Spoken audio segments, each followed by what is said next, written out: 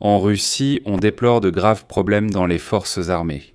En janvier, les forces de défense ukrainiennes ont frappé à plusieurs reprises le terrain d'entraînement Kapustin Yar en Russie, d'où les occupants lançaient des missiles Oreshnik contre l'Ukraine. De plus, à partir d'aujourd'hui, les Russes ne pourront plus utiliser l'Internet de Starlink.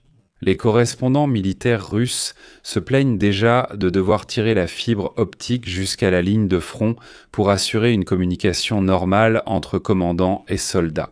Et pour le lancement des drones, l'absence d'Internet de Starlink est un point critique.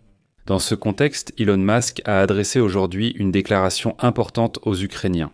En même temps, le Washington Post rapporte que les responsables russes et les chefs d'entreprise craignent que Moscou ne perde du temps pour parvenir à un accord de paix avant que la situation économique du pays ne se détériore.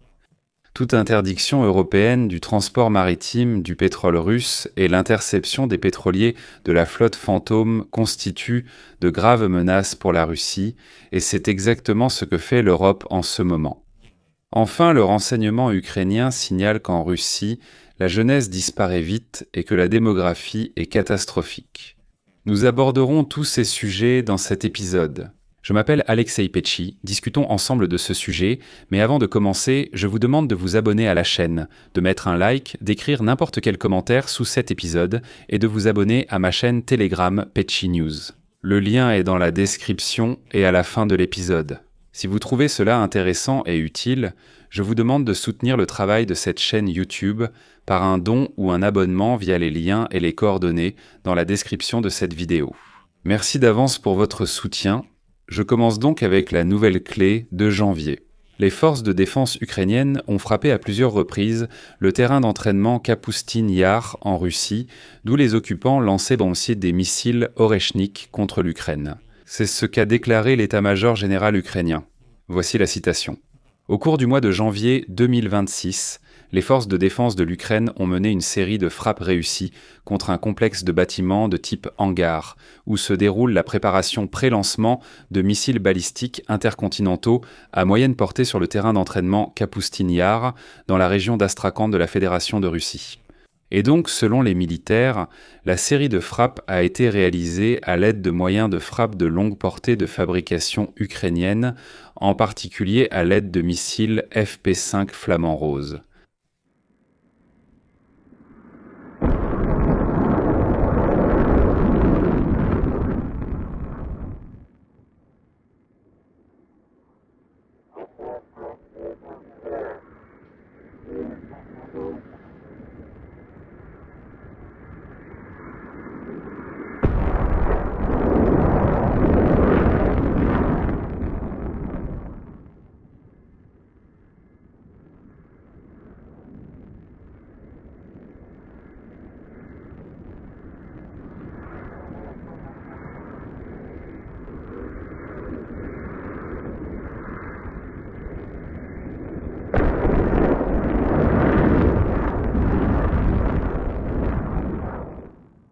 Comme l'a indiqué l'état-major général des forces armées ukrainiennes, selon les informations disponibles, une partie des bâtiments du site d'essai a subi des dommages de gravité variable, l'un des hangars a été gravement endommagé et une partie du personnel a été évacuée du site. Mais plus tard, le commandement des forces d'opération spéciales des forces armées ukrainiennes a ajouté que, lors de la frappe contre le polygone de Kapustin Yar, le mouvement de résistance Tchornaya Iskra, opérant sur le territoire de la Fédération de Russie, avait aidé les militaires ukrainiens. En plus des flamants roses, l'infrastructure du polygone de Kapustin Yar aurait aussi été attaquée par des drones longue portée. Des membres du mouvement de résistance Tchornaya Iskra. Ils effectuaient un peu des reconnaissances, enregistrant la réaction des Russes aux frappes, surveillant les changements logistiques et évaluant l'adaptation ennemie après les frappes. Je rappelle que dans la nuit du 9 janvier 2026, les troupes russes ont frappé la région de Lviv avec un missile balistique Oreshnik. La Russie a lancé pour la première fois un missile Oreshnik contre l'Ukraine le 21 novembre 2024. Et à ce moment-là, le dictateur russe Vladimir Poutine a qualifié ce lancement de test réussi. Eh bien maintenant, les forces de défense ukrainiennes et les partisans russes ont mené leurs propres essais de frappe sur le polygone de Kapustin Yar. D'ailleurs, en parlant des partisans en Russie, il convient de rappeler un autre incident intéressant. Une belle vidéo de Russie est apparue sur Internet.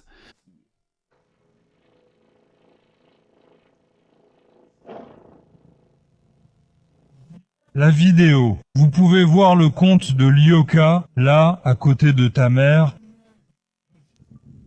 Bref, j'appelle Inca, D'habitude, vous sortez? je vais le suivre. Alors, qu'y a-t-il sur cette vidéo? Il s'avère qu'à Tambov, le 4 février, à la suite du déraillement d'un train, des wagons-citernes contenant de l'essence ont été endommagés, ce qui a provoqué un incendie de grande ampleur. Et voici justement cette explosion. Suite à l'incident, la circulation ferroviaire a été stoppée et le conducteur gravement blessé. Était-ce des partisans? Qui peut le dire? Une autre catastrophe est arrivée aux occupants sur la terre ukrainienne. Les correspondants militaires russes se plaignent de la coupure totale des systèmes Starlink sur le front. Au départ, toutes les installations Starlink ont été désactivées chez les forces russes et ukrainiennes, mais seuls les systèmes ukrainiens ont ensuite été réactivés, pas ceux des Russes. Cela s'explique par le fait que les Starlink figurant sur la liste blanche fonctionnent sur le territoire de l'Ukraine, tandis que les terminaux des occupants russes sont désormais bloqués définitivement. Le ministre de la Défense ukrainien, Mikhail Fyodorov, a annoncé que la vérification des terminaux Starlink continue et que la première série sur liste blanche fonctionne déjà. Voici sa citation. Actuellement, les listes blanches sont mises à jour une fois par jour. Si vous avez soumis votre terminal pour enregistrement mais qu'il ne fonctionne pas encore, il faut patienter. C'est un processus de grande envergure qui demande du temps. Parallèlement, nous travaillons déjà pour que les données soient revérifiées en temps réel. Voilà pour ce sujet. Le fondateur de l'entreprise SpaceX, Elon Musk, a appelé les Ukrainiens à enregistrer les terminaux Internet par satellite Starlink et a de nouveau publié sur le réseau social X une instruction étape par étape pour expliquer comment le faire. Voici ensuite la citation de Musk. « Il est important d'enregistrer votre terminal Starlink si vous vous trouvez en Ukraine. Les Russes sur le front auraient récemment rencontré de sérieux problèmes à cause du blocage des terminaux Starlink. La gestion des troupes s'est compliquée et les assauts ont été partiellement stoppés, faute de communication chez les Ukrainiens. Les problèmes ne sont survenus que dans les unités qui n'ont pas soumis à temps les listes pour les terminaux privés Starlink, mais le processus d'enregistrement se poursuit. Ainsi, les correspondants militaires russes crient déjà que les occupants essaient activement de tirer la fibre optique jusqu'à la ligne de front, afin que les commandants aient au moins une certaine communication avec les troupes en première ligne. Mais c'est une histoire très coûteuse et en plus la fibre optique est très fragile, elle peut être endommagée très facilement. Pendant ce temps, les Russes se plaignent que sans les technologies américaines, ils sont comme des taupes aveugles. Là-bas, le propagandiste Solovyov crie déjà qu'il faut frapper les satellites américains, qu'il faut détruire les satellites. Starlink, comment ça? Quoi donc? Elon Musk a refusé aux Russes l'accès à sa technologie. Il répond « Quoi? Sérieusement ?» Je trouve amusant que, sur X, sous le post d'Elon Musk disant « Enregistrez vos Starlink si vous êtes en Ukraine », tout le monde se soit précipité. Les Russes se plaignent là-bas, comment ça, c'est de la discrimination, tu gagnes de l'argent sur la guerre, Elon Musk, et ainsi de suite. C'est-à-dire, imaginez simplement, les Russes, ces gens sales, utilisent la technologie de quelqu'un d'autre pour tuer des gens dans le pays qu'ils ont attaqué. Et sans cette technologie, ils s'étonnent. Mais qu'est-ce que c'est? Je ne vais pas continuer, je vais juste rappeler comment tout a commencé. Le 23 janvier, il a été signalé que les troupes russes utilisaient davantage de drones avec Starlink pour contourner la défense aérienne ukrainienne. Le ministre ukrainien de la Défense, Fyodorov, a vite contacté Elon Musk.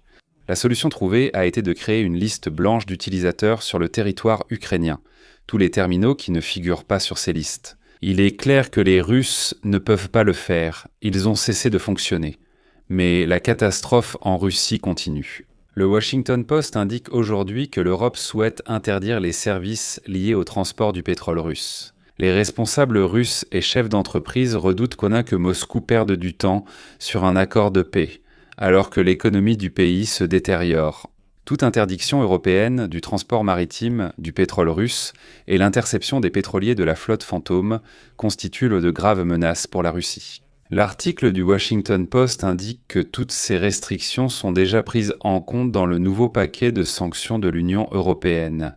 De plus, dès la semaine dernière, 14 pays européens, dont le Royaume-Uni, la France et les pays scandinaves. Les pays baltes ont averti qu'ils pourraient intercepter et saisir la flotte fantôme russe qui viole le droit maritime international. Et ici, je vais citer le Washington Post.